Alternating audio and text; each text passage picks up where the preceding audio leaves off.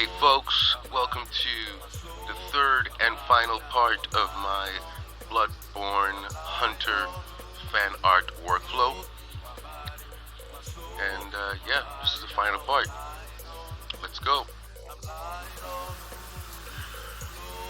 I was speeding through this. I wasn't really thinking that much about the shadows, where the shadows are. Once again, I've drawn a lot and I've done a lot of coloring that is kind of instinctive. I know I have an idea where the light is coming from, so I know where generally the shadows are going to be. I consider where the body overlaps parts of the feet where you can't completely see anything, so that I remember to shade those in. So I've learned a lot. The past 10 illustrations I've done, and they're all in this manner, pretty simple, and I've really been enjoying it. But I've learned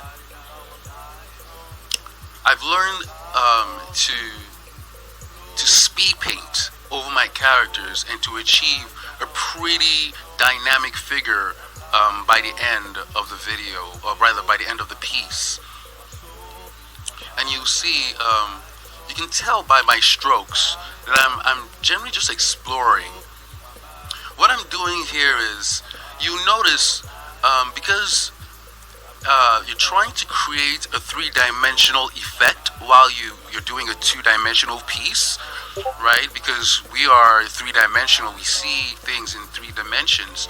The light hits the foremost part of any figure, that is the front of the figure, and then dissipates as it goes wide. So that's why we have, the top of the hat is the lightest color, the top of the shoulder is lighter as well. But then just on the outside, on the perimeter of the highlight, the lightest blue highlight, I draw a pretty dark, the darkest blue, to encase it. And then outside of that, I have a lighter blue for the rest of the picture. But the lighter blue and the highlight contrast enough, and they create a pretty dynamic effect, I think. Another reason why it's like that is because just as the light goes around a curve, because it's not a hard edge, right? If it's a hard edge, the harder the edge, the darker the line should be to delineate, to show the difference between the highlight and then the shadow where the light cannot reach, right? So that's what that hard edge, the hard edges around the highlight show. It shows the light curving, right? It shows the beginning of a new dimension of the piece. This is something I once again paying attention to a lot of work out there, to my own work, and it's little subtle painting things like that I feel that makes a piece stand out. I try to clean up as I go along, and I can assure you, I'm extremely lazy, especially during this piece. I'm like, oh my god, I get just about any time I'm ready to stop. But just because I'm also exploring while I'm painting, it keeps me going. I'm like, oh, this needs to be here, this needs to be here, that's missing, and then I just can't stop, and I have to finish it as perfect as I can. Hopefully I'll be getting or making some new music, some new background music. Right now you're listening to something I made myself. I recently watched a bunch of videos about using Ableton Live, and really, really great stuff, really helpful stuff. I can't remember the YouTube channel right now, but when I do, I will highlight it somewhere on my channel, or mention it, or post a link or something. But a great way to just quickly make original tracks if you're into that kind of stuff. I'm big into music. It's something I use to procrastinate when I don't feel like drawing, or when I'm lazy. I make some music. I find music is a great way to also visualize your work or to think about your work in a different way, right? To show you aspects of your work that you might not consider if you do not listen to music or some kind of track that inspires you. I normally like soundtracks. Yeah, that's what I usually go for when I'm doing work. I'm a big fan of the, I can't remember her name right now. She's the one who does the Ghost in the Shell soundtrack. I find her stuff, Kenji Kawaii, I believe her name is, really, really great, epic, unbelievable. I listen to her stuff a lot. I also listen to stuff like the Cowboy Bebop soundtrack, Radiohead, anything really, anything depending. I go through a whole plethora of music while I'm working. My dream, a fantasy of mine, is to just one day touch that level of greatness of Frank Frazetta. You know, like not exactly his style because nobody can do that, but just the confidence and the visionary nature. You know, where you're able to create new things within your work. So expect a lot more videos. Expect a lot more work. Stay tuned.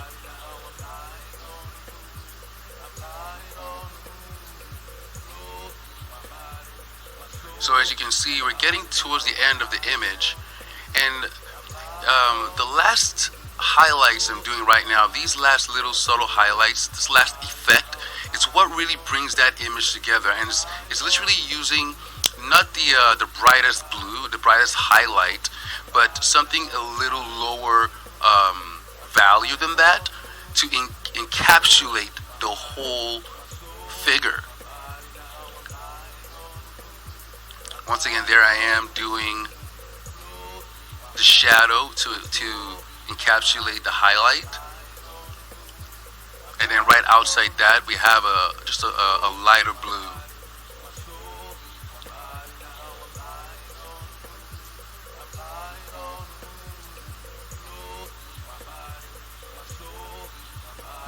I tried making the weapons as accurate to the Bloodborne IP as much as possible, but I kind of gave up after a while, and I realized I just thought it didn't matter.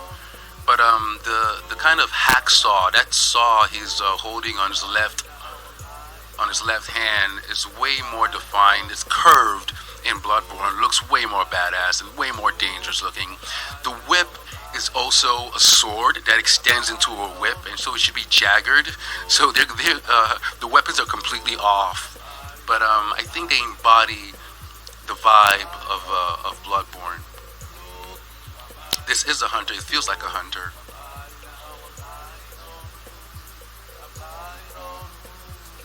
After this, I think I'm probably going to do some Dark Souls art.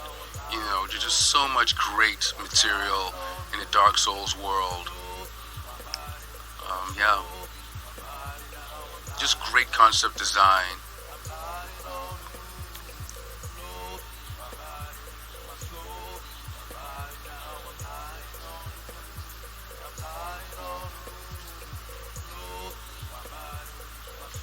So for those of you out there who are wondering what tools I use, I'm doing this with an old school Wacom bamboo tablet, and the application, the software is GIMP, which is free, it's open source, it's the latest version of it. I think it's amazing. Thank God for this program, like really, really, really great stuff. And for video editing, I use OpenShot rather, which is another free application. It's all out there for you to grab. Everything's free. So after, once again, as you see, I turned on my my depth of field layers, the layers with the different opacities. Now I'm using the smudge tool to blend them in. This creates a lot more atmosphere. As you can see, I'm removing some of it, spreading it away from his body, his face, so his torso isn't that far away, isn't as is almost as dark as his left arm and left leg. Because right before that it was a little too light. It felt like they were two completely different drawings. So this is me trying to blend everything in.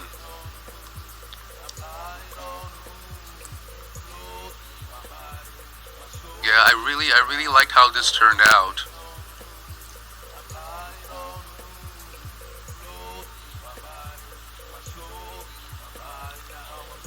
So yeah, if you've stuck around this long, thank you very much. There's a lot more coming.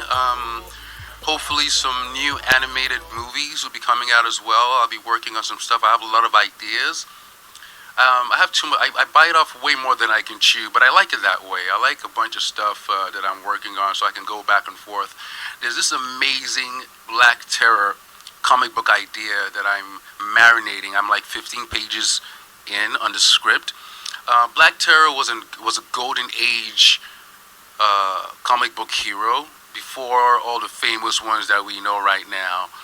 And I have a great idea for him, and you will definitely be seeing some updates about that.